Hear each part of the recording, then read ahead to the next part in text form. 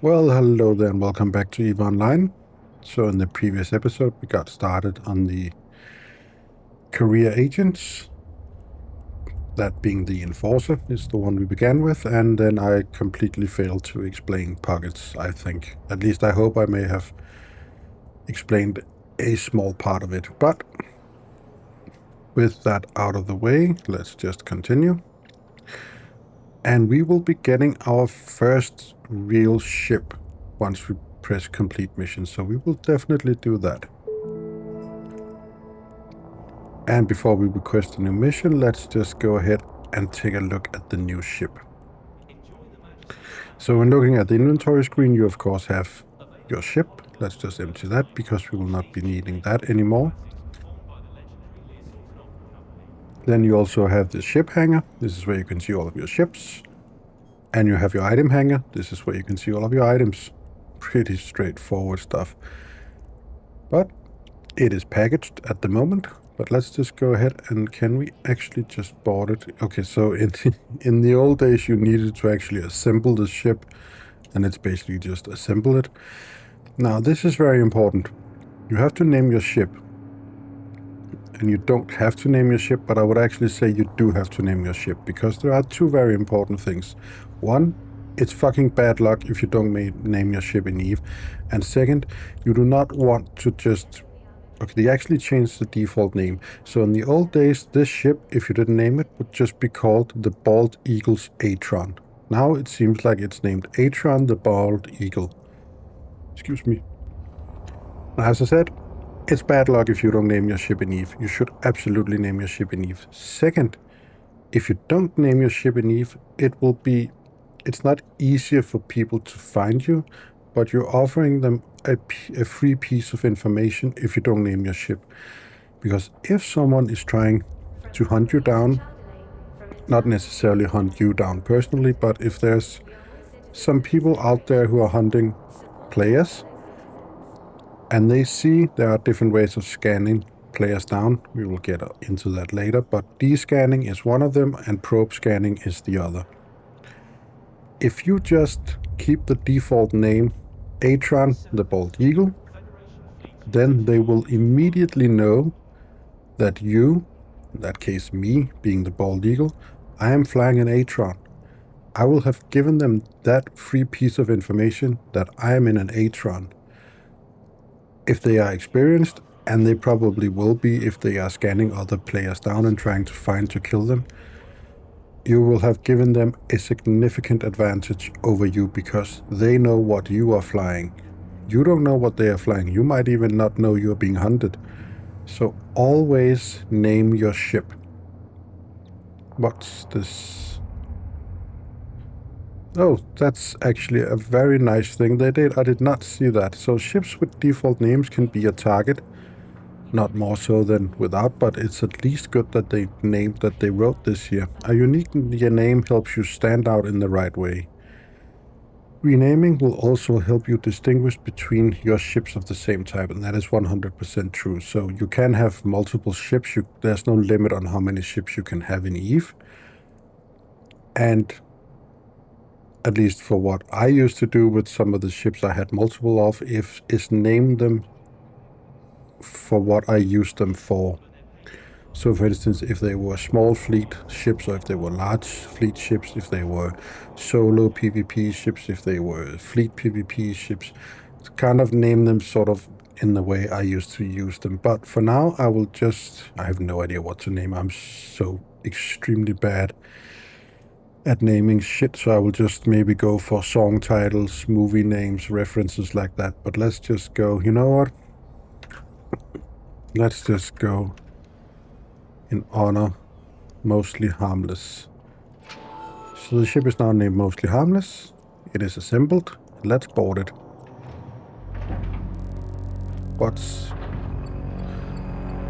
Oh, that's cool. Oh, that's really, really cool. This is new. It's still an ugly fucking ship. I hate the Galantis ship so bad. But this is really cool. I wonder if every single ship type has this new sort of a brawler that doesn't pull any punches. Let me just take a look at that again. Can I actually see that? Is there simulate insurance? Can I actually... Oh, play cinematic reveal. Oh, thank God they made that option. Let's just see. So it shows mass and volume. Oh, you have to be very quick, but it shows what type of ship it is. That's very, very cool. It shows who made the ship. Of course, in the in-game lore, Atron, frigate, a brawler that doesn't pull any punches. This is real cool. It may just be a little thing, but this is really, really cool. Excuse me again. I don't know what it is with my voice. So, this is our first proper ship, a frigate. Now, in terms of ships, as I said, there are these ship skills here that governs which type of ships you can, I should say, fly. That doesn't mean you can equip them the way they're meant to be equipped and use them proper, but this governs what kind of ships you can fly. Now, most skills, as a general rule of thumb, I want to say all skills, there may be exceptions, but all skills except spaceship command skills have a certain thing they do. So let's just take a very simple one here. Missile launcher operation, for example. Basic operations of missile launcher systems, 2% bonus to missile launch rate of fire. 2% bonus to missile launcher rate of fire per skill level. Then there is rockets. 5% bonus to rocket damage per skill level. Torpedoes, 5% bonus to torpedo damage. Missile bombardment, 10% bonus to all missile maximum flight time per level. So all skills in the game, again, rule of thumb, there might be exceptions, but all skills except spaceship command does something very specific. Now, some of them, as you can see here, they may allow you to equip other items. They may allow you to fly new things or learn new skills. So for instance, when we get energy grid upgrade up to 2, it will allow us to equip these items on our ship here. When we get drones, we can then equip this ballistic control system. And we will, I'm not sure why it says unlock blueprints. I have no idea why that is. But when we unlock Gallente frigate level 2, didn't we have... Oh, we only had Gallente frigate level 1. Okay, so yeah, of course, the gray ones are those that we can train. And we can train now, so I could train Gallente frigate up to level 4. White are the skill levels that we have. Okay, so we only have Gallente frigate level 1. I actually thought we had Gallente frigate level 4. And blue are the ones currently in our queue. So you can see here, once we gain Gallente frigate, it will then allow us to fly some Navy issues. Those are faction versions of other ships. And drones level 3 will give us access to train medium drones operations and so forth and so forth. Training Gallente frigate level 3 will allow us to start training Gallente destroyers. But these skills in and of themselves, they do nothing. It just says here, skill at operating Gallente frigates. Now, where that skill comes in is on the ship type. So, of course, as a general rule of thumb, there might be exceptions to this, but the Gallente frigate skill will only do something to Gallente frigates, except when we are talking about faction ships, and I think also Tech 2 ships. So we'll get into that in just a second. But if we click show info on our Atron, so it says here again, a brawler that doesn't pull any punches.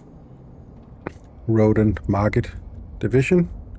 The Atron is a hard nugget with an advanced power circuit system, but little space for cargo. Although it is a good harvester when it comes to mining, its main ability is as a combat vessel. So the kind of class and role you have in EVE is determined by the ship you fly. And where the ship skills come into effect is on the ship themselves, and they can change quite a lot, even within the frigate tier of ships. So for instance, in this case here, for every level of Gallente frigate skill that we have, it will increase our hybrid turret fall-off range, meaning that our turrets will be able to shoot further, and it will just straight up increase our damage. Then this ship is special. Not every single ship, unless they change that, but not every single ship has a roll bonus. This is just a flat-out bonus that this ship has, and it has an 80% reduction in propulsion jamming systems activation cost. We will cover activation cost once we get into flying a bit of this ship. Hang on a second. I really don't know what it is with my voice. I have been talking way too much, I think. So, we just look at the ship, and we go to our skills. Oh, we cannot have... can we actually... Yeah, let's just make it floating like that. So we can see here... Oh, we need to go to Spaceship Command. We only have level 1. Therefore, we only get a 10% bonus to fall-off range, and we only get a 5% bonus to turret damage. If we, for instance, and let me just check your ship tree here. Now this shows all the different kinds of ship that there is in the game. And this is just for Gallente. The Deathless Circle. This is... Okay, there are a bunch of new factions. Can you actually fly Concorde ships now? That would be amazing. Okay, so there are a bunch of new factions. I need to look that over. Okay, but these are all the factions that has ships that you can fly in the game. These, of course, are the 4-player Empire factions. Then ore is basically just mining ships and industrial capital industrial ships and a huge freighter. Then you have the pirate factions, and then you have special factions. I'm not sure what these would be called as a general rule of thumb, but yeah. So just looking at the Gallente faction. Where's the Atron? The Atron is here. This is the ship we were given. If we, for instance, look at the Malice, you can see here that it has a completely different skill set that Gallente frigate skill will affect. So this is not a damage-dealing ship. This is an electronic warfare frigate. This is a support frigate, meaning that it's basically useless in PvE compared to if you just want to straight up deal damage. It doesn't mean it cannot affect turrets, but it's just not as effective as dealing damage. It may be very viable in PvE because you can sensor dampener, and we will get into the different kind of electronic warfare at a later time. It's not relevant right now. But you can see here that all of these frigates, they have different bonuses that they get from the Gallente frigate skill. And that kind of determines your role, your class, so to speak, in the game. Now, speaking of faction cruisers and what I said, these are just more powerful versions of the Tech 1 frigate. They sort of sit in between Tech 1 and Tech 2. They can be extremely powerful, and in some cases they can outclass and outrival the Tech 2 versions of their counterpart. But they are they fill a kind of niche role that sits in between the Tech 2 frigates, being the one here, and then the Tech 1 frigates. But then the pirate factions, this is where it gets a bit interesting. So for instance, looking at this here, this frigate here would require you to have both Gallente frigate and Kandari frigate skills. And you can see that it affects, so the Gallente frigate gives a 10% bonus to kinetic and thermal missile damage, while the Kandari frigate bonus gives a 4% bonus to all shield resistance. So you would need 2 in this game extra bonus and a huge combat roll bonus here. Huge bonus of 300% to light combat damage drones. Now, talking about tier 2 versions and tech not tier 2. I'm gonna use tier 1 and tech 2, the tier and tech terms. I'm gonna get them mixed up, but I essentially mean the same thing whenever I say tech or tier, I mean tech. So for instance, the Atron is the tech 1 frigate. I don't think the Atron has a Navy issue, it does not. But the Atron has a tech 2 version in being an interceptor. Now an interceptor, usually tech 2 ships are very specialized in what they do. Where tech 1 and the faction ships, they are sort of a bit broader. But the tier 2 versions of the ships are very, very specific in what they do. So the Atron has 2 tech 2 versions. It has the Ares and it has the Tarnaris. I'm gonna butcher these names. Both of them are interceptors, meaning they can fly extremely fast in both just subspace speed, but also warp extremely fast. Their role is basically a PvP focused role. They want to get ahead of the target if your target is warping away from you. These can warp much faster than anything else in the game, meaning that you can arrive at a location before your target arrives there, and you can quickly target, lock that target up, and then get a warp scrambler on them. Because these things here will usually be much better at both propulsion jamming and just warp scrambling other ships. You can see here they warp extremely fast, warp speed and warp acceleration. They get a huge bonus to overheating, afterburners and micro warp drives. We will get into overheating later. And also the difference between afterburners and micro warp drives. They gain a reduction in propulsion jamming, just like the Atron does. It has the same roll bonus. But then you have 2 skill sets. You have the Galente frigate, again carrying over with the 15% bonus to small hybrid turret damage, but then you also have interceptors. And this is a tech 2 skill. It just sits normal. Interceptors right here. It just sits as a skill. There's nothing called for instance, Galente or Caldari interceptors. It is just straight up interceptors. So if you have interceptors trained, and you have Galente frigate trained, then you can fly interceptors. You may need other skills, but this is just to make a point. But then if you were to train Caldari frigate,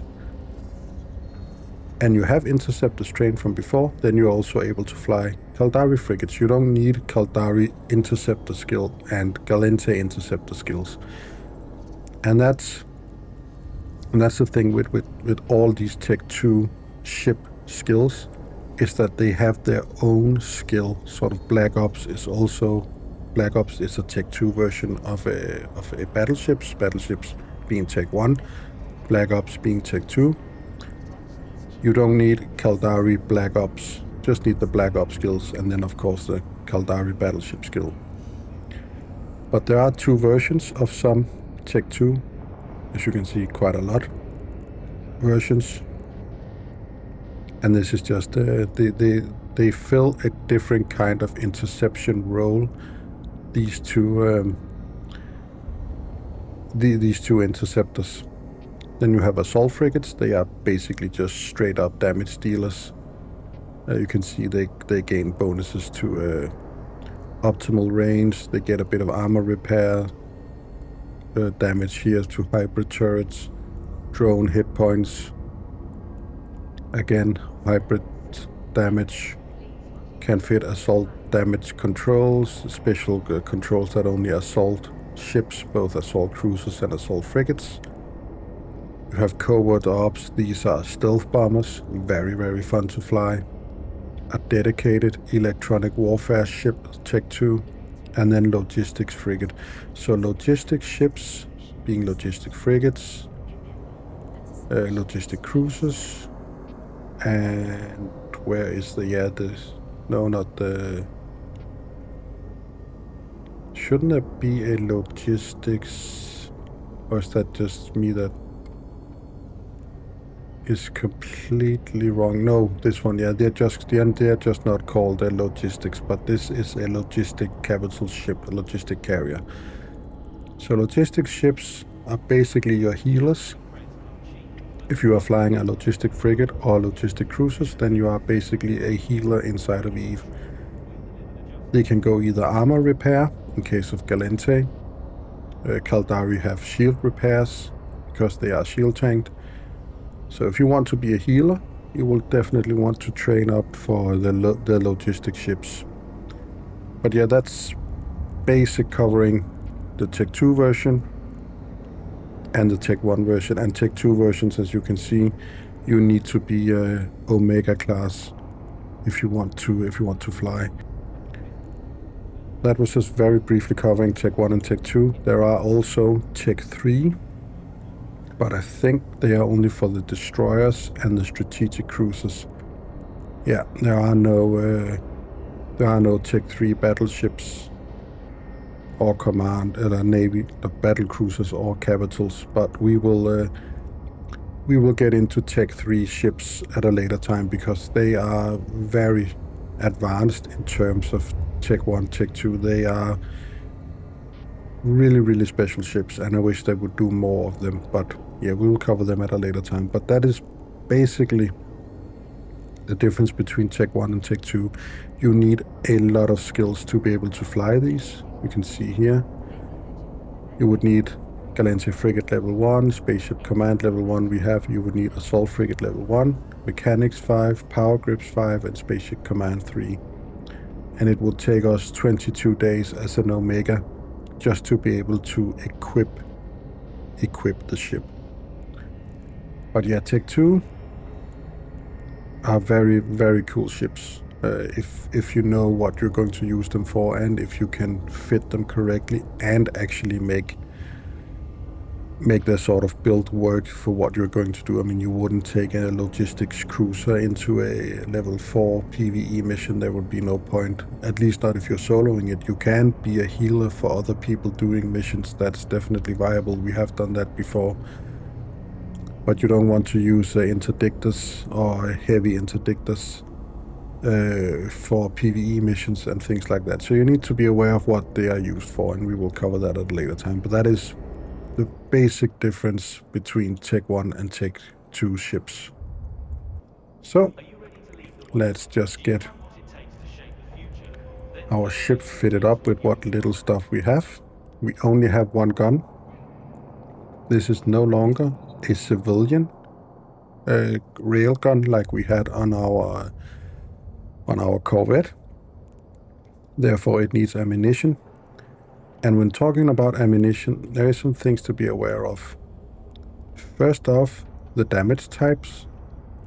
Antimatter charge deals thermal and kinetic damage, and this may deal, this deals the same type of damage. But you can see there is a difference here. And then when you look at this and go, okay, so antimatter charge deals more damage just straight up than iridium. Then why would I ever use iridium? Well, that's because of the fact that you can see here other things that change. So range bonus on antimatter charge, minus 50%. So if we look at this, you can see just as a base stat, this has a fall-off range of 10 kilometers and optimal range of 6.6 kilometers. If I equip this antimatter charge, it halves the range. Now all of a sudden I have to get much closer if I want to use antimatter charge. If I use iridium, you can see it actually increases my range a bit. So it deals less damage, but you get a 20% range bonus, plus it actually requires less capacitor every time you fire a shot. And we will get into capacitor a bit later because we have nothing at the moment to actually equip on our ship except the turret. And you always want to remember, I will just use antimatter charge because I only have 100 iridium, and let's just use antimatter for now.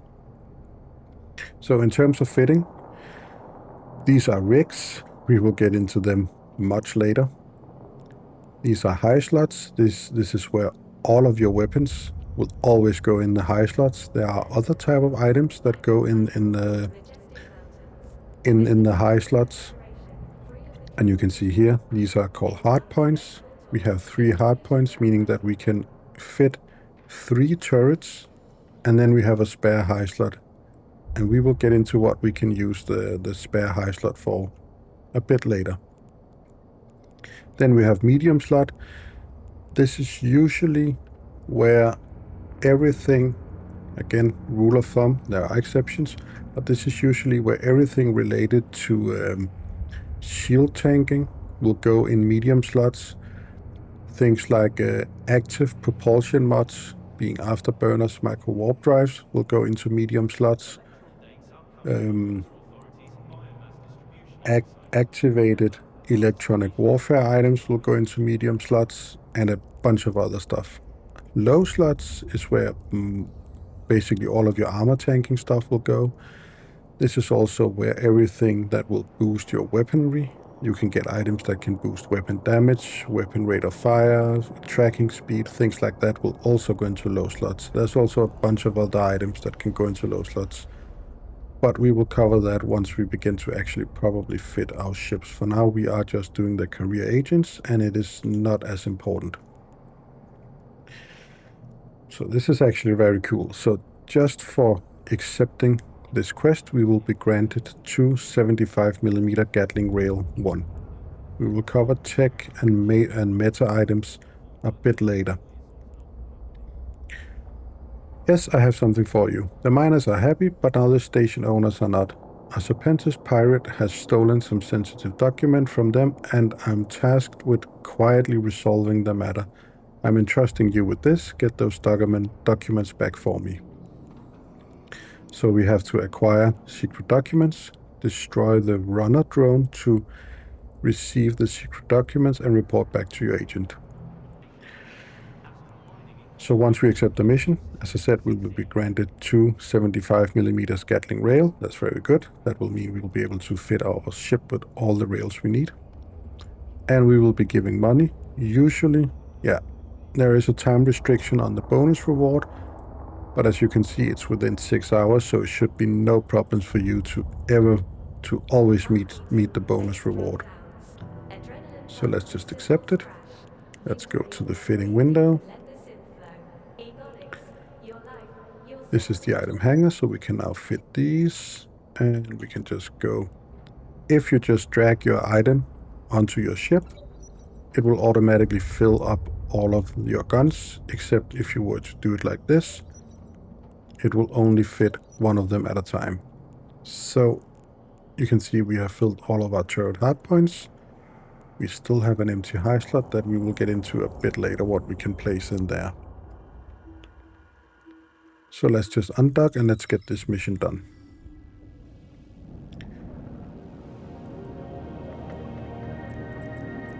And let's just warp to the dead space. Warp drive active. I mean, it's an ugly ship, but it is a lot cooler than the Valator corvette we just had. So what is our range? 6,700, so we need to remember to change our orbit distance. Let's just go 6,500. No, we want to be within the, sorry. Let's just go 3,000 meters. Oh, and we definitely want to take out the weapon drone first. Now, one thing you can do, right now I can target, let me just show you. Right now, because I have 3 turrets, I can actually target all of these ships independently. There is arguments to be made for doing that, but I would say in most cases, don't. Just focus on, especially in this case, you can just group all your weapons. Then you just get one, and then just focus. You can see we just took it down in one shot. Now the weapon drone is very important to take out. We are dealing a lot of damage to these ships. Now the weapon drone is very, very important to get killed. To kill that first, because it will webify you, meaning it will reduce your speed by a lot, and therefore making it a lot easier for the enemies to hit you if you are flying very, very slow. Now in terms of enemy ships in these missions, when you're doing combat missions, you of course get money for completing the mission, but you also get bounties for destroying ships. And as you can see here, we have gotten a little bit of a bounty for destroying the Coral Initiate. We have destroyed 9 of them, and that gave us a bounty of 27,000. Now I believe you are only paying taxes of the amount that exceeds 100,000 ISK. And you always are paying taxes. Even in EVE you are paying taxes, as well as in real life. So let's just... oh, there was a named NPC here. So let's just destroy this drone. This is the drone we need to destroy. And do we actually get... okay, we got the secret documents placed in our cargo hold, so let's just dock up. Always remember to right click and reload your weapons whenever you have a moments of peace, because you do not want to run out of ammo during a fight. Always make sure your guns are always loaded.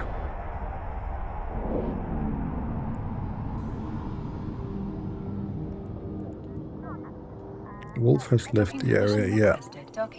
That was the named NPC. Let's just check if any code members are nearby. Nope. So let's start the conversation. Let's complete the mission. Let's request another one.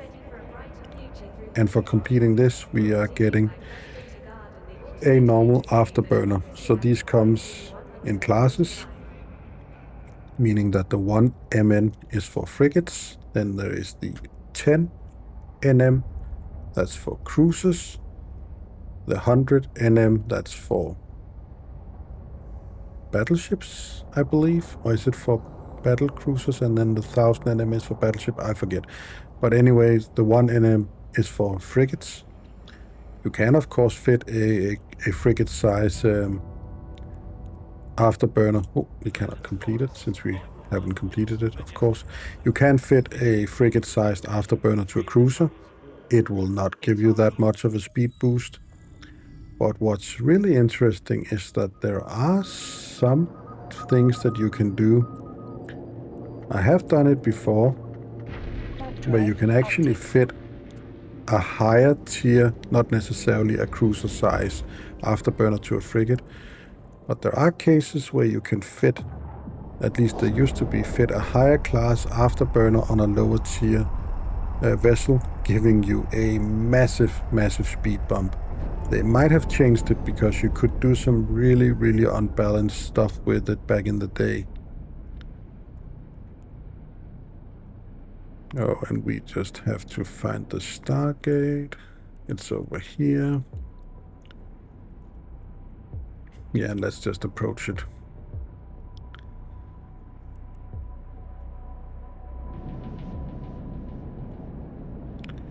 My sensors have found nothing in the area other than this lone Stargate, partially hidden inside a cluster of rock formation. I would advise you to proceed with care. Smuggler gates such as these are rarely left undefended. Your agent instructed you to approach the Stargate. Be ready to retreat should the need arise. Okay. And this is very important, because if it says that, then it might be necessary for you to retreat. It's not every mission, even though there are enemy ships. It's not every mission where you need to destroy every enemy ship. And it's not every mission where you are actually able to. There are some missions that where you are meant to go in and just get an item, and the enemies you are faced with are far more powerful if you stay in the pocket with them.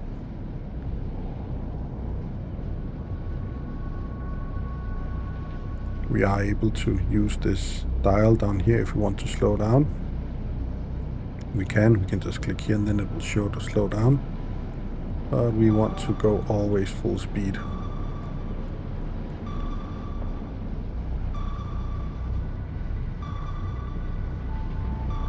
And that basically just concludes the mission. The mission has been completed.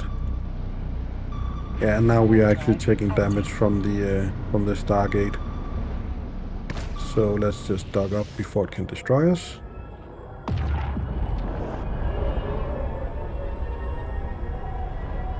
It's so ugly. It's so ugly, this ship. I should not have gone Galente. I hate the ships. Docking request accepted.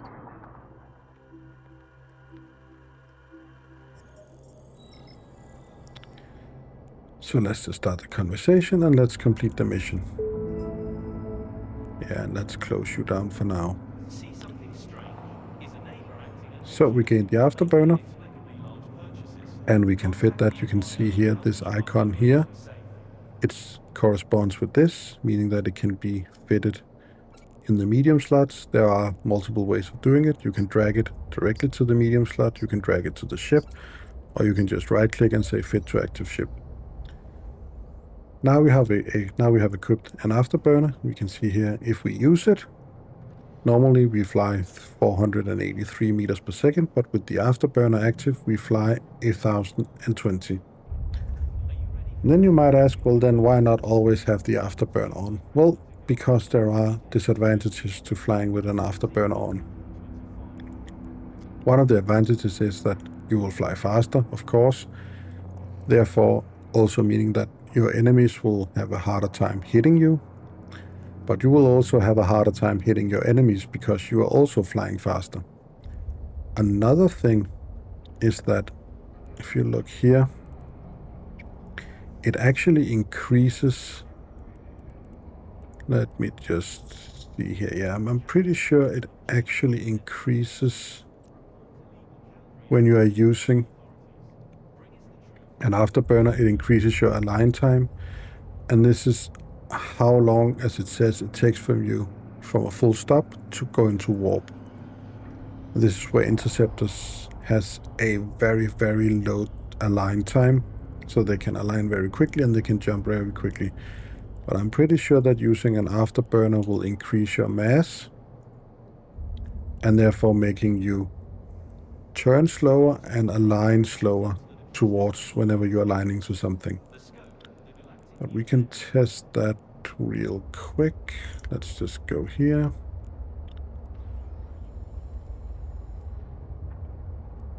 Yeah, you can see here with the Afterburner on, if we are at a complete stop, it will take us 5 seconds from when we hit the align button or the jump button to have actually jumped.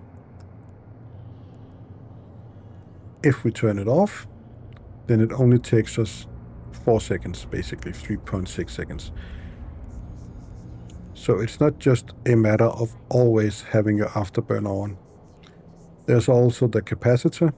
We can see here it doesn't really matter. We are stable even if we are running it at all time. It still says stable. And as long as you are stable, then you can keep running your modules permanently for endless amount of time. From here until you die, basically.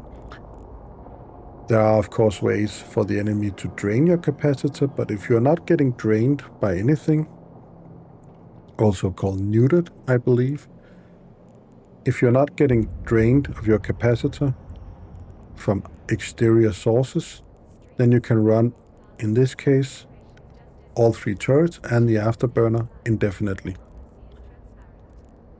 Oh, let's just see. Yeah, we should be able to complete this mission. Oh, we will also now be granted a shield item, which is somewhat strange that they did that and not just gave us an armor. So, this is an active shield hardener. It increases our thermal resistance. You can see here, these are our resistances. We'll cover that a bit later, but just for now, this increases our thermal resistance by 32%. I know it says minus 32% thermal damage resistance bonus, but it actually increases this by 32%, meaning we will take less thermal damage. So let's just go and complete this mission real quick.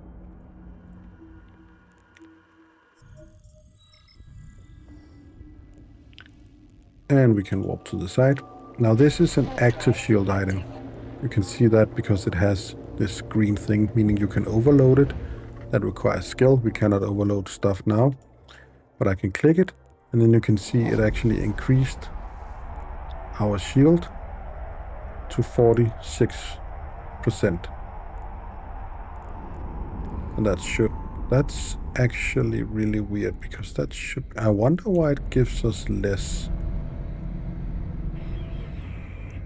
It's good to see you, privateer. I have a message from Wolf which he asked be delivered to you. You have gone through a pretty hazardous ordeal, having to fight against our new recruits and brave one of our traps. We certainly give you credit for getting through it all in one piece. You have guts, and that's exactly the type of pilot we are looking for. Yes, you've guessed it. We are here in the heart of the Galente Federation, but we always keep an eye out for possible additions to our fleet. You Federation pilot are just so much better trained than most of the scum we have back home. So I give you this proposition. Visit our agent to join our cause and earn wealth beyond your wildest dream. The startup corporations here in Federation space have nothing to offer you that we can't double or even triple. They hoard their ISK like rats, and the poor sods you hire to do their dirty work only get the scraps dropped through dozens of layers of bureaucracy. You are worth more than that. Join us to be rid of the greed and backstabbing of capitalism, to find a purpose to your life and a goal to achieve alongside the rest of our mighty host. You have many days to consider our proposal, but first you must complete another test. When you are ready, attack our fleet, and if you leave this place with your life, then we will know you are ready for what is ahead. Okay, so just covering a bit of resistance. As a general rule of thumb, shield will always have a huge EM resistance gap, as you can see here.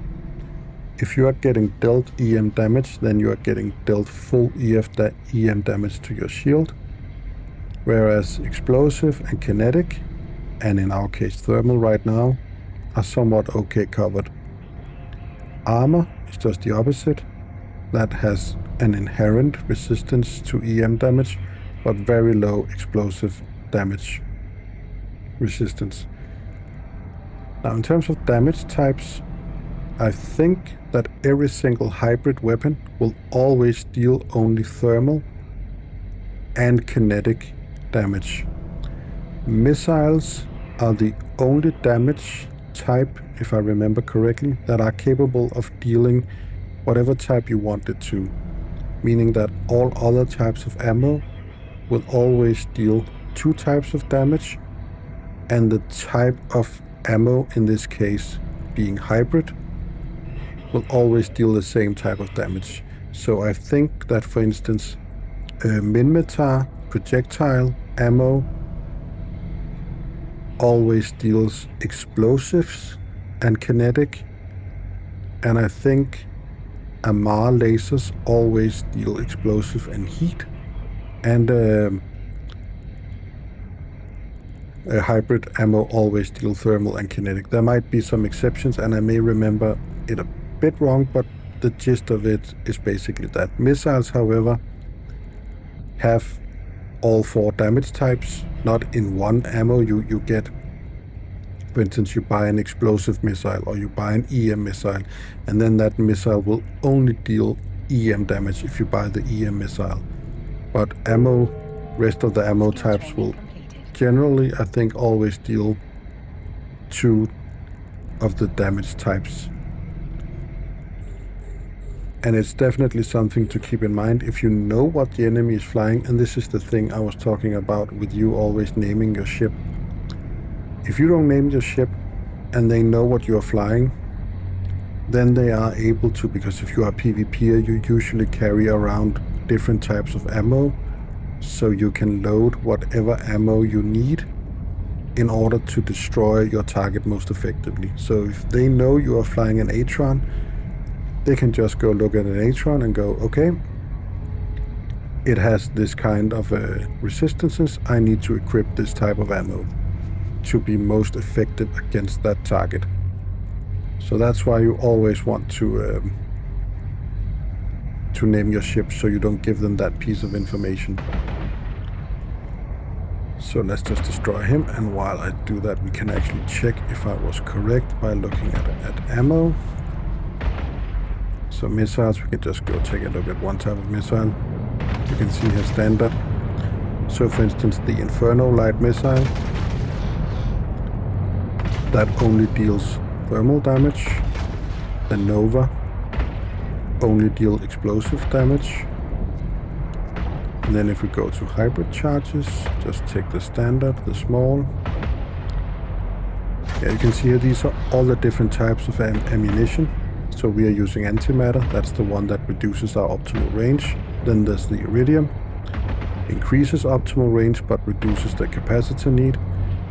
Then you have ion charge, that increases the range by a lot. That is if you want to be a sniper, you know, have very, very long range engagement.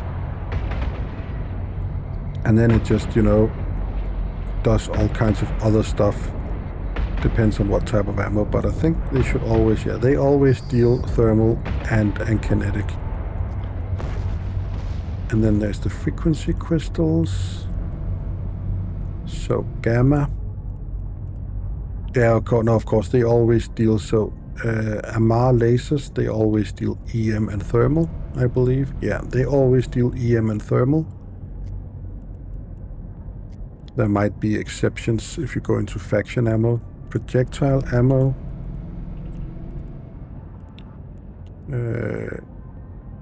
Yeah, okay, so this is what I'm talking about. I'm looking at faction ammo now. They are very, very different because, as you can see here, they actually have 3 kinds of damage, but they are also very expensive. No, I didn't want faction ammo, I just wanted standard ammo. So EMP. Okay, that actually deals a little bit of... Is that the same with all kinds? Okay, so I would say that...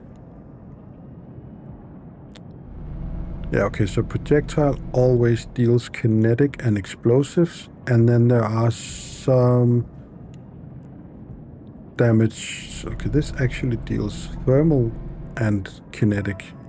Okay, so projectile are a bit different than the other type, but that's basically the gist of it. And that's also why I think that Caldari is easier to begin with, because you can much easier just customize the damage type you are dealing to NPCs. And there is an optimal damage type you need to deal against. Let me just show it here. Against the 4 pirate factions, being the Choristas, Blood Angels, Angel Cartel, and Serpentis, and also Sansa's Nation. All of these have a specific type of damage you need to deal against them to be most effective in missions. But we will cover that once it's actually necessary to do it. So let's just complete the mission. And I think this will be a good place to end this video. As always, guys, thanks for all the fish. Hope you're enjoying the series. Please let me know. And if you have any feedback, also please let me know. Please take care of yourself, and I'll see you guys next time. Bye.